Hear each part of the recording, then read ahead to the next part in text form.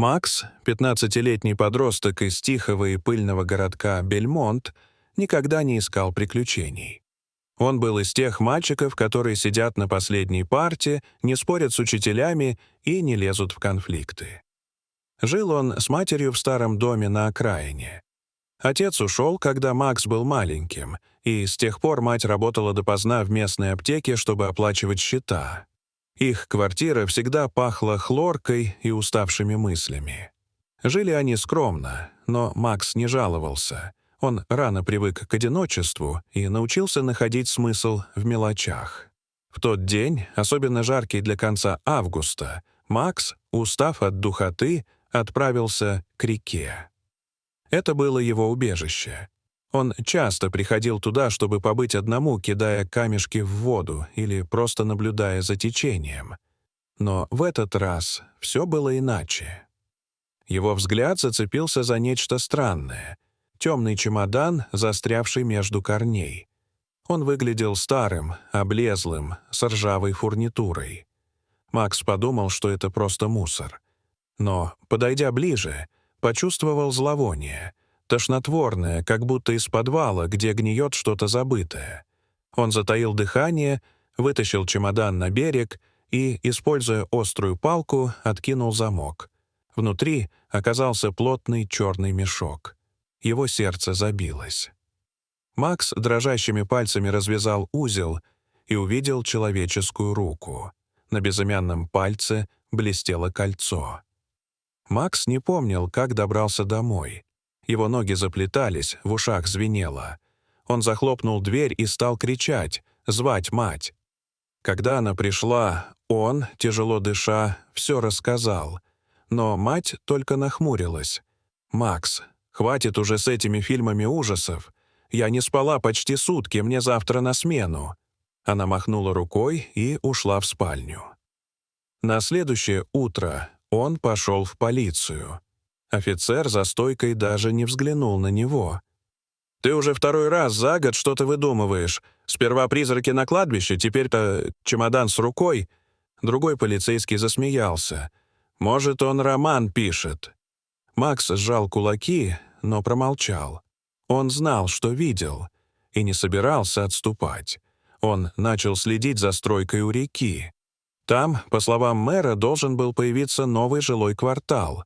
Рабочие ходили угрюмо, машины приезжали по ночам, а охрана смотрела слишком внимательно. Он делал заметки, рисовал карты, фотографировал на старый телефон. Все возглавлял человек по имени Брэдли. Ухоженный, в белоснежной рубашке и с золотым кольцом на пальце. Макс вспомнил руку в чемодане. Кольцо было таким же. Он понял, что это не совпадение. Скоро все стало еще страшнее. Ему подбросили записку под дверь. «Замолчи, или потеряешь мать». Он начал замечать незнакомые лица возле дома, странные тени за окном.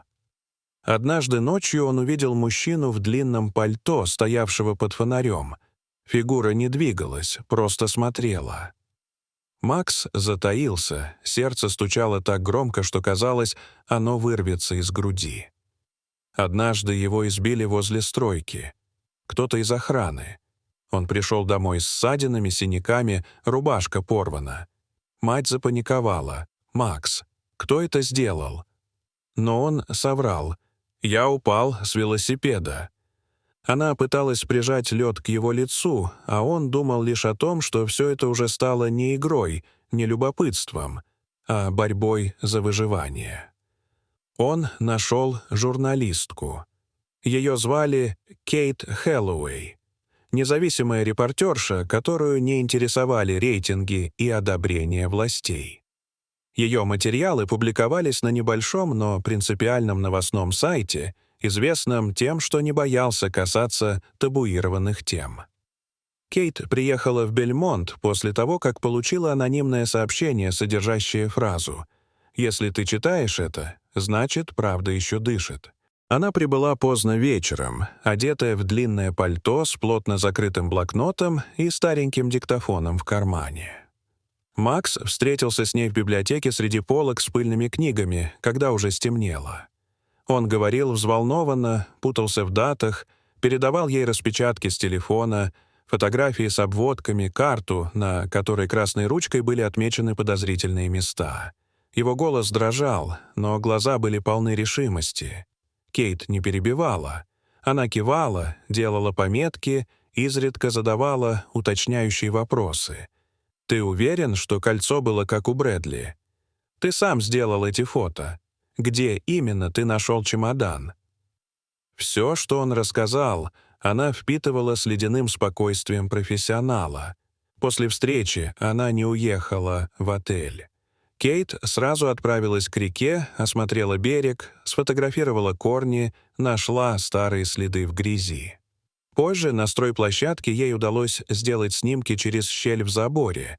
Между штабелями стройматериалов была вмятая земля, как будто недавно вскопанная. Через день, после бессонной ночи и множества звонков, статья вышла в независимом издании. Заголовок гласил: «Мальчик и чемодан. Преступление, которое пытались скрыть».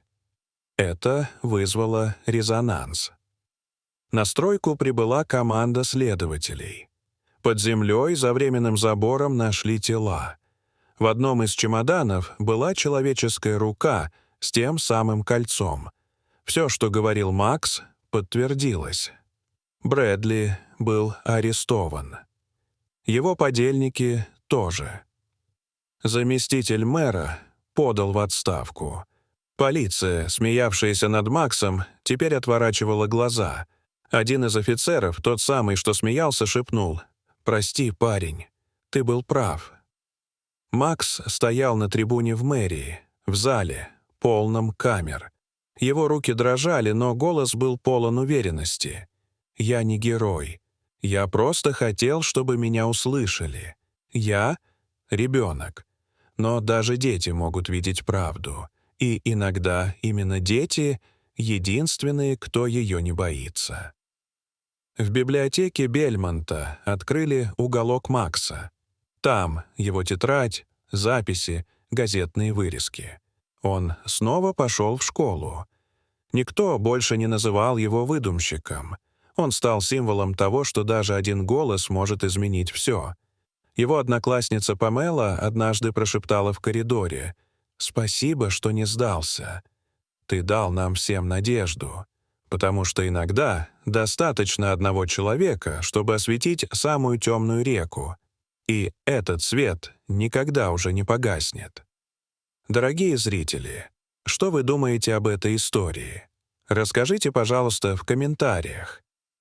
А если вам понравилось это видео, то ставьте лайк и подписывайтесь на наш канал.